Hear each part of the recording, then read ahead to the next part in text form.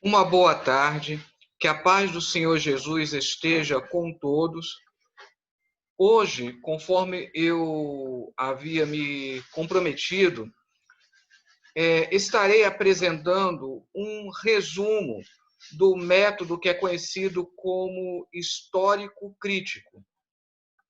Falamos sobre os diversos métodos de interpretação da Bíblia, aceitos hoje pela academia, e aquele que é o único diacrônico e que é considerado o principal, o carro-chefe, é justamente o método histórico crítico. É ele que, por excelência, dá o título de exegese a uma interpretação bíblica. No meio evangélico, existem algumas questões acerca do método histórico crítico, porque lá atrás, na virada do século XVIII para o século XIX, ele foi utilizado para tentar desfazer a inspiração da Bíblia. Mas é importante salientar que hoje não é assim. Hoje é um método utilizado não para destruir ou tentar destruir a inspiração da Bíblia, mas tão somente para situar o texto bíblico no seu contexto original. É, por excelência, a tentativa de se fazer uma exegese, extrair o significado original, e que se diferencia da hermenêutica, que se propõe a uma interpretação trazendo para os dias de hoje. Isso eu cheguei a mencionar num vídeo anterior.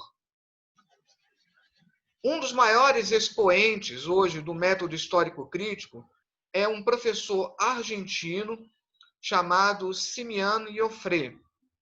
Ele já tem alguns livros publicados e aqui no Brasil o maior expoente é a professora Maria de Lourdes Correia. E ela que eu tenho o privilégio de ter sido seu orientando no mestrado e agora continuo sendo no doutorado. O método histórico crítico, ele já tem sido feito de maneiras um pouco diferenciadas. Aquele que eu vou mostrar é o que está sendo aceito pela maioria, embora nem sempre nessa ordem, mas a ordem proposta é aquela colocada pela professora Maria de Lourdes no seu livro Exegese Bíblica. Eu vou agora fazer o compartilhamento de tela com o texto da minha dissertação de mestrado, que teve como título Da Palavra Sai Vida e Morte, estudo exegético de 2 Reis, capítulo 2, dos versículos 19 ao 25.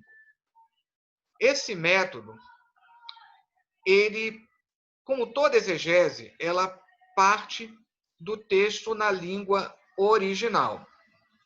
Como nós não temos os originais da Bíblia, nós nos baseamos nos manuscritos. Como são mais de 5.000 manuscritos, nós utilizamos o que seria o texto chamado diplomático, aceito no meio acadêmico e em todas as traduções efetuadas da Bíblia, já que é o manuscrito mais antigo que se encontra inteiro. Nós temos manuscritos mais antigos do que esse, mas esse é o mais antigo e que está inteiro, que é o chamado Códice Leningradense B19A, que data do ano 1008. Então, todas as vezes que nós falamos, vamos consultar o texto do Antigo Testamento na língua original, no hebraico, na verdade é uma consulta desse manuscrito. Então, o primeiro passo é o que nós chamamos de segmentação. Uma segmentação acompanhada de uma tradução. O que pressupõe ser essa segmentação? Eu tenho um versículo. Lembrando que esses versículos, eles foram tardiamente divididos. As cópias mais antigas, por exemplo, os manuscritos do Mar Morto, não são divididos em versículos. E a divisão desses versículos pressupõe também uma interpretação. Os antigos escribas judeus, eles pressuporam que um versículo se dividia de uma maneira ou de outra. Por isso, o primeiro passo é você segmentar, e aí segmentando os versículos, de tal maneira que, resumidamente, em cada segmento fica um verbo. Então, aqui no início de 2 Reis, capítulo 2, versículo 19. No primeiro segmento, disseram os homens da cidade a Eliseu. Então, esse verbo é que comanda esse segmento. Depois, eu tenho outro verbo. É o verbo ser. Então, aqui pressupõe já outro segmento. Por certo, o assentamento da cidade é bom. Depois, mais um segmento. Como meu senhor vê. E aí o verbo é o verbo ver. E assim por diante. Essa segmentação, ela vai facilitar a compreensão do texto, para que depois você verifique aonde eu tenho uma oração subordinada, coordenada e assim por diante. Por que se faz uma tradução própria? Aqui que nós já comentamos em outras ocasiões. Não que as traduções estejam erradas, mas as traduções sempre têm um objetivo, que é alcance de um grande público, uma harmonização estilística, uma preocupação de como isso será percebido com a língua portuguesa. Lembro que, certa vez, numa aula, comentou-se, e eu li também sobre isso, que uma tradução para uma língua africana, naquela expressão que diz mais alvo do que a neve, eles ficaram preocupados que não existia a palavra neve nas línguas africanas, não é uma realidade inerente a eles. Então, eles tiveram que traduzir mais alvo do que a polpa do coco. Lógico que isso não corresponde a como está na língua original, mas houve uma preocupação de que pudesse atingir aquele público. Então, quando você faz uma tradução direto do texto na língua original, o propósito é que você procure fazer uma tradução que esteja o mais próximo possível. 100% de aproximação é impossível. Então, por isso que o primeiro passo é essa segmentação. Você precisa mostrar o texto na língua original, se é Antigo Testamento no hebraico, e aquelas porções em aramaico, se é no Novo Testamento no grego. E você coloca ao lado a tradução. Como você fez uma tradução própria, que é o exigido pelo método histórico crítico, o segundo passo é você fazer um comentário a essa tradução. Então, aqui no versículo 19, eu fiz um comentário sobre o termo moshav, que pode ser traduzido como local, referindo-se à localização da cidade. Opta, então, por assentamento para estar em maior conformidade com a raiz e a chave. E depois eu faço um outro comentário sobre o termo meshakalet, que é um termo que é forma do particípio piel absoluto e cujo significado básico é o de estar privado, experimentar perda de filhos. Isso vai explicar por que algumas traduções optam por dizer que a terra ela estava causando abortos. Mas então eu optei por uma tradução um pouco menos aderente a essa questão do aborto e coloquei estéril. E aqui eu mostrei que a Vulgata ela dá esse ensejo. Depois de fazer um comentário da tradução, o próximo passo é a chamada crítica textual. Como nós não temos os originais da Bíblia, temos apenas cópias de cópias, nós precisamos averiguar de que maneira existe a integridade desse texto. E a crítica textual, ela faz exatamente isso. Eu vou mostrar aqui um outro arquivo em que eu trabalho Isaías capítulo 9. Então, em Isaías, no capítulo 9, eu também segui esses passos. Primeiro, eu faço aqui a tradução com a segmentação. O segundo passo, sempre indo nessa ordem. O segundo passo, o comentário da tradução. E o próximo passo é justamente a crítica textual. Então, aqui na crítica textual, eu fiz aqui um longo comentário sobre, que lá em 9.2. Então, na crítica textual, você faz esse comentário e analisa essa integridade. O propósito é mostrar que o texto bíblico ele possui uma integridade. Então, lá em 9.2, que nas nossas traduções está como 9.3. Tá? Existe essa diferença. Tá? Aqui, esse é um outro detalhe. Como nós estamos seguindo o texto na língua original, estamos seguindo a numeração do hebraico. Então, aqui eu falo justamente do problema de Hagoi Ló, que alguns propõem como emenda Hagilá. E aí eu vou mostrar que justamente a leitura que vem no chamado texto massorético, que é o reproduzido pelo texto leningradense, de fato é uma leitura acurada, correta. O propósito da crítica textual é provar que, apesar de não termos o texto na língua original, e mesmo com pequenas diferenças em relação aos diversos manuscritos, nós podemos ter certeza da integridade do texto bíblico. Essa é a proposta dada pela crítica textual. Eu retornarei agora ao arquivo da minha dissertação. Também, aqui, alguns trabalhos científicos têm feito isso, e eu fiz na minha dissertação. Às vezes, a crítica textual ela é deixada para o comentário.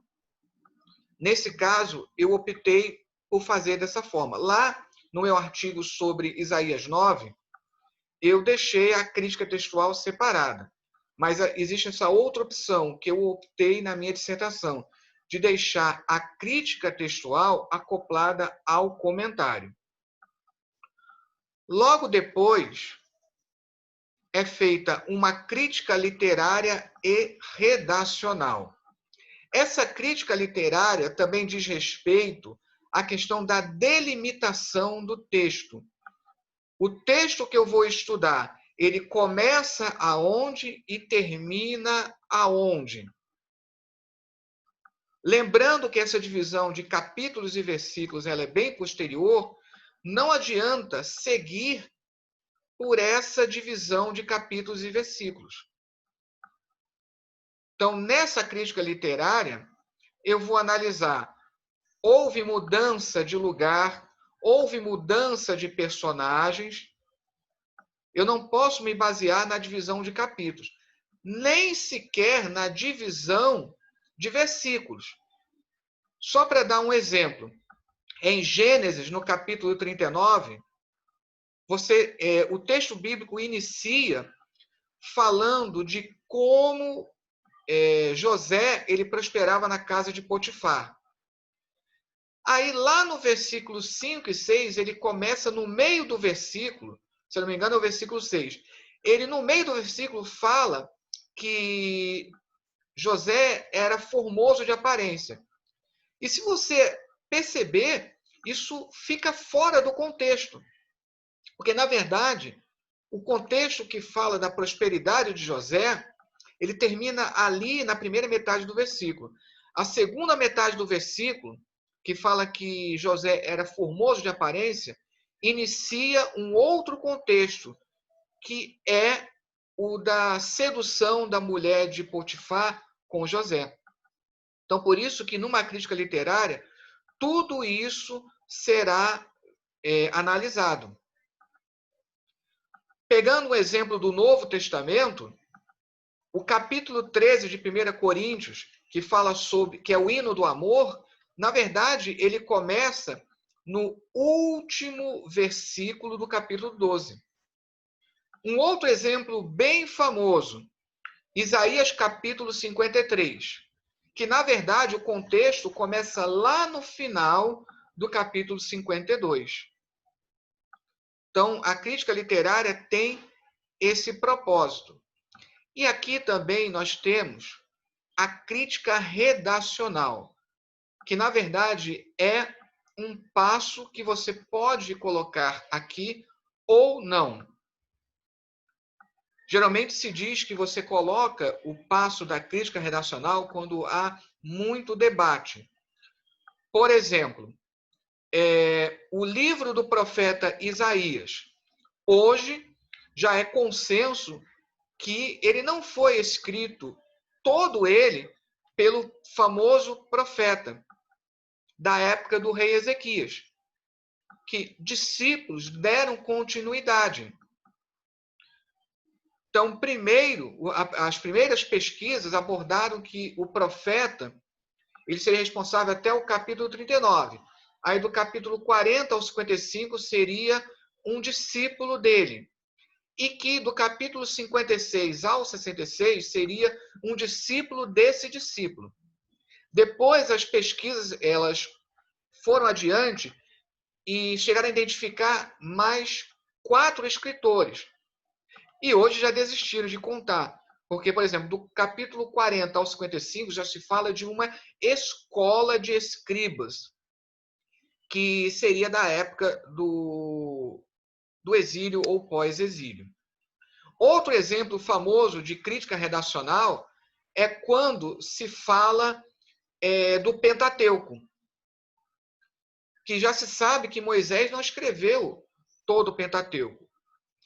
Alguns até que chegam a duvidar que Moisés tenha escrito alguma coisa do Pentateuco. Agora, fato é que existe mais de um escritor. Então, a crítica redacional, ela analisa essas questões. No meu artigo lá em Isaías 9, eu debato as diversas possibilidades. Numa crítica redacional, mesmo que você defenda um ponto, é necessário que você apresente as hipóteses que são veiculadas. Depois dessa crítica literária, você chega àquilo que nós chamamos de crítica da forma. Eu estarei aqui avançando. No vídeo, eu vou deixar depois o link para que vocês possam ler com calma toda essa dissertação. Ela ficou longa, são mais de 130 páginas. Eu estou aqui fazendo um resumo do chamado método histórico crítico. Depois que você fez a tradução segmentada, o comentário dessa tradução, a crítica textual e a crítica literária, ou que também alguns chamam de delimitação do texto, você vai à crítica da forma. A crítica da forma você faz uma análise sintática e estilística. A análise sintática é justamente pelo hebraico você analisar aonde eu tenho subordinação, aonde eu tenho coordenação, aonde eu posso dividir em blocos sintáticos. Lembra muito aquelas aulas de português da época da escola, em que você precisa saber qual é a dependência que existe entre uma oração e outra. A análise estilística é verificar que tipo de estilo está sendo utilizado. E você percebe que, mesmo nos escritos proféticos, ou muito nos escritos proféticos, se usa poesia. Então, lá no artigo de Isaías 9, existe, por exemplo, uma assonância, ou seja, pegar sons parecidos. Então, naquele famoso versículo que diz, né, um menino nos nasceu, um menino se nos deu. No hebraico, imita o som de uma criança chorando. Então, tudo isso é analisado aqui nessa análise estilística.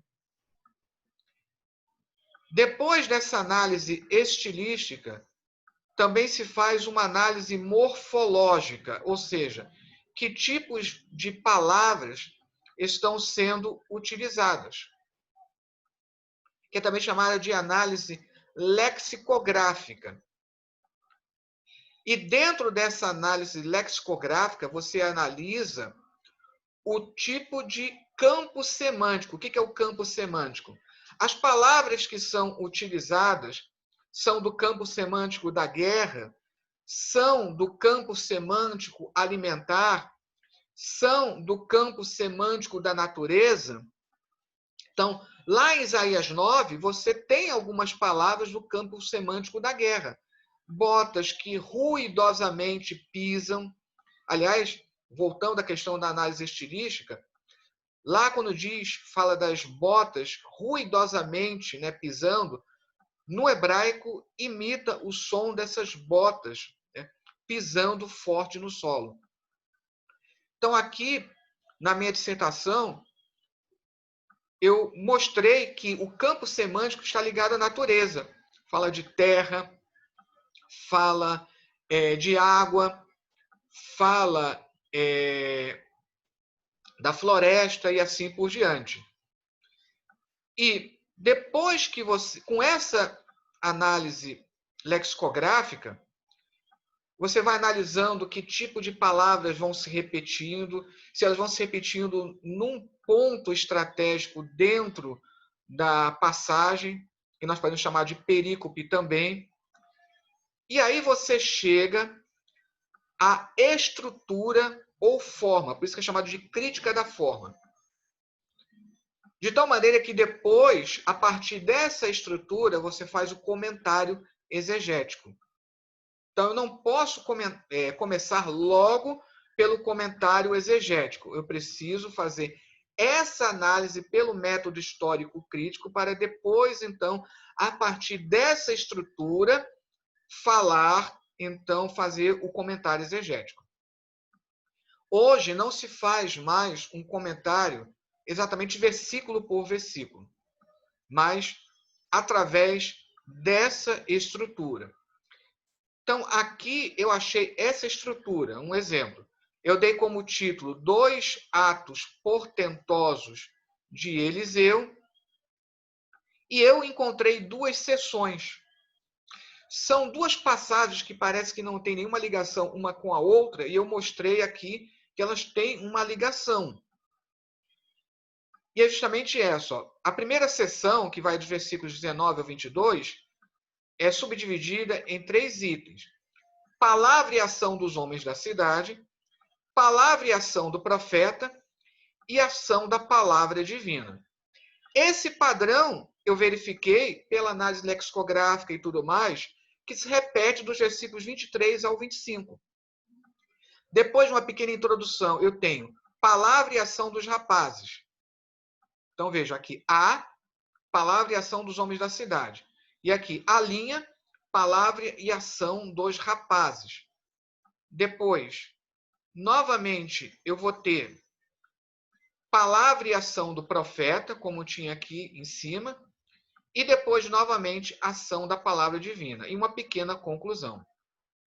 Então, é com base nessa estrutura que se faz um comentário. Eu ainda cheguei a encontrar uma outra estrutura. Isso é um dado interessante. Você encontra uma estrutura num comentário, eu encontrei outra estrutura, está errada. Não. Você pode perfeitamente encontrar uma outra estrutura. Toda a questão é que você precisa argumentar como você chegou a essa estrutura.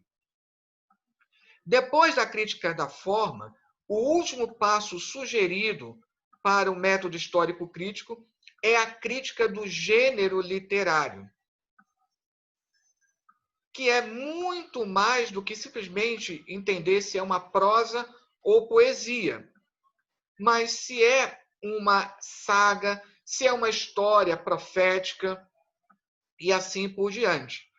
Aqui, na pesquisa que eu fiz para as histórias de Elias e Eliseu, muitos propõem hoje o que se chama de hagiografia. Vamos perceber que Eliseu, as histórias de Elias e de Eliseu, elas se destacam não somente no livro de Reis, mas em todo o Antigo Testamento, pelo fato de que elas possuem esse tipo de biografia profética, que é uma outra proposta que é dada. E depois que você, então, termina todos esses passos, é que você, então, vai para o comentário exegético. Então, somente depois disso é que eu comecei com o comentário exegético. Ainda na crítica da forma, existe aquilo que pode se chamar também de Sitzenleben, que é uma expressão alemã chamada situação vivencial.